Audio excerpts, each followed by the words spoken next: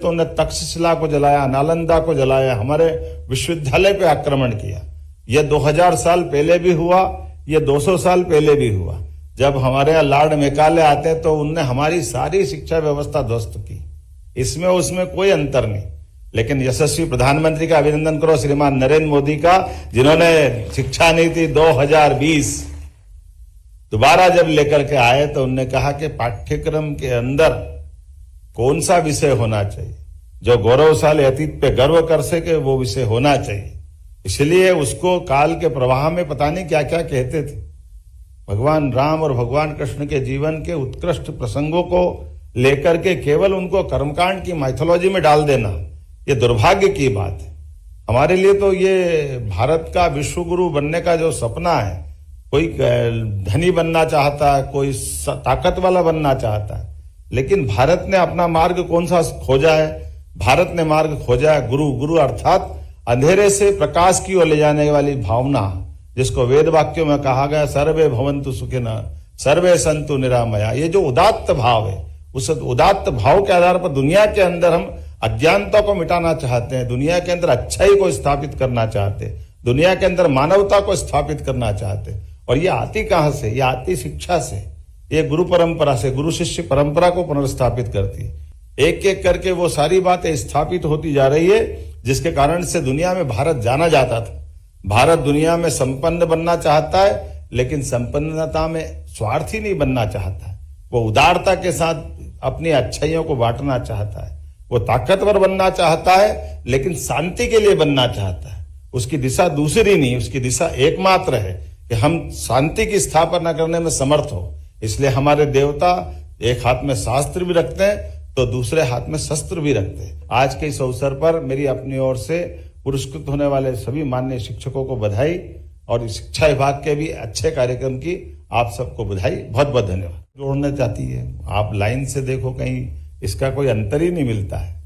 वो विरोधियों काल, उस काल के अंदर भी चाणक्य चंद्रगुप्त के माध्यम से शासन की सुव्यवस्था स्थापित करते हैं, और 200 साल बाद वापस फिर एक मौका आता है जब विक्रमादित्य खड़े होते हैं, और विक्रमादित्य भी शकों को परास्त करके फिर सुशासन की तो अर्थात जब जब चुनौती मिलती तो भूमिका किसकी आती?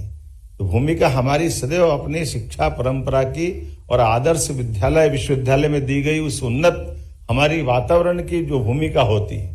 और मुझे इस बात की प्रसन्नता, इसलिए दुश्मन सदैव हमारी उस बात को जानता है जिसके कारण से हम इन कष्टों से भी निकल करके आते हैं। भगवान राम के काल में समर्थ दशरथ, जिनकी अपनी उस समय की कीर्ति पताका, उनका शासन का करने का तरीका, उनकी उदारता, वीरता, धीरता, गंभीरता, किस बात की कमी है? लेकिन जो कमी थी उसमें गुरु ने फिर भी देख लिया। वो गुरु और शिष्य के बीच में एक मिलन होता विश्वामित्र के माध्यम से, जब वो राम और लक्ष्मण को लेके जंगल जाते हैं और होने वाली घटनाओं से परिचित कराते हैं कि ये हड्डियों के ढेर किस कारण से। ये बड़ा अलग प्रकार का विषय है, लेकिन ये बात हमारे लिए आज भी विचार का विषय तो है ही है कि समर्थ शासन काल होने के बावजूद भी बगल के शासन की व्यवस्थाओं में गली निकाल करके अव्यवस्था कैसे रास्ता निकालती है। और हमने सबने देखा कि वो घटनाक्रम है जब केवल गुरु ने अपने शिष्यों को छांटा, निकाला, और भगवान राम और लक्ष्मण का जीवन उसके बाद बदला। न केवल राक्षसों का अंत हुआ, बल्कि साथ सीता माता भी मिली।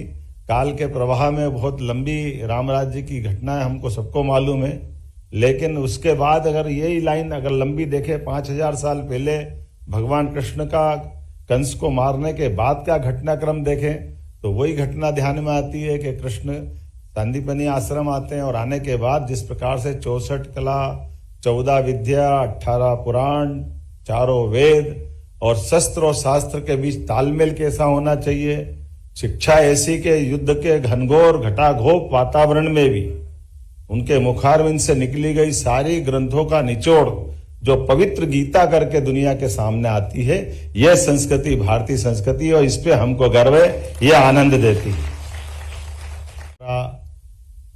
और खास करके जिसकी जड़ों में जो सर्वाधिक रूप से परिलक्षित होता है दुनिया के अंदर, वो हमारी गुरु शिष्य परंपरा ही है।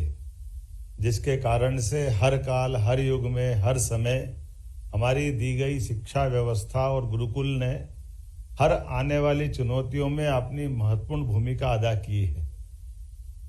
वर्ष कोई भी हो, समय कोई भी हो, चुनौती कैसी भी हो, जब भी मौका पड़ा तो उन चुनौतियों का सामना करने के लिए हमारे विश्वविद्यालय, महाविद्यालय और विद्यालय ने अपनी महती भूमिका अदा की है। काल के प्रवाह में जब आक्रमण हुए तो उन्हें तक्षशिला को जलाया, नालंदा को जलाया, हमारे विश्वविद्यालय पे आक्रमण किया। यह 2000 साल पहले भी हुआ, यह 200 साल पहले भी हुआ। जब हमारे यहाँ लॉर्ड मेकाले आते तो उनने हमारी सारी शिक्षा व्यवस्था ध्वस्त की, इसमें उसमें कोई अंतर नहीं। लेकिन यशस्वी प्रधानमंत्री का अभिनंदन करो, श्रीमान नरेंद्र मोदी का, जिन्होंने शिक्षा नीति 2020 दोबारा जब लेकर के आए तो उन्होंने कहा कि पाठ्यक्रम के अंदर कौन सा विषय होना चाहिए जो गौरवशाली अतीत पे गर्व कर सके, वो विषय होना चाहिए। इसलिए उसको काल के प्रवाह में पता नहीं क्या क्या कहते थे। भगवान राम और भगवान कृष्ण के जीवन के उत्कृष्ट प्रसंगों को लेकर के केवल उनको कर्मकांड की माइथोलॉजी में डाल देना, ये दुर्भाग्य की बात है। हमारे लिए तो ये भारत का विश्वगुरु बनने का जो सपना है, कोई धनी बनना चाहता है, कोई ताकत वाला बनना चाहता है, लेकिन भारत ने अपना मार्ग कौन सा खोजा है? भारत ने मार्ग खोजा है गुरु। गुरु अर्थात अंधेरे से प्रकाश की ओर ले जाने वाली भावना, जिसको वेद वाक्यों में कहा गया सर्वे भवन्तु सुखिनः सर्वे सन्तु निरामया। ये जो उदात्त भाव है, उस उदात्त भाव के आधार पर दुनिया के अंदर हम अज्ञानता को मिटाना चाहते हैं, दुनिया के अंदर अच्छाई को स्थापित करना चाहते हैं, दुनिया के अंदर मानवता को स्थापित करना चाहते हैं। और ये आती कहां से? ये आती शिक्षा से, ये गुरु परंपरा से, गुरु शिष्य परंपरा को पुनर्स्थापित करती है। सुन रहे हैं CM प्राइज कमला बहन।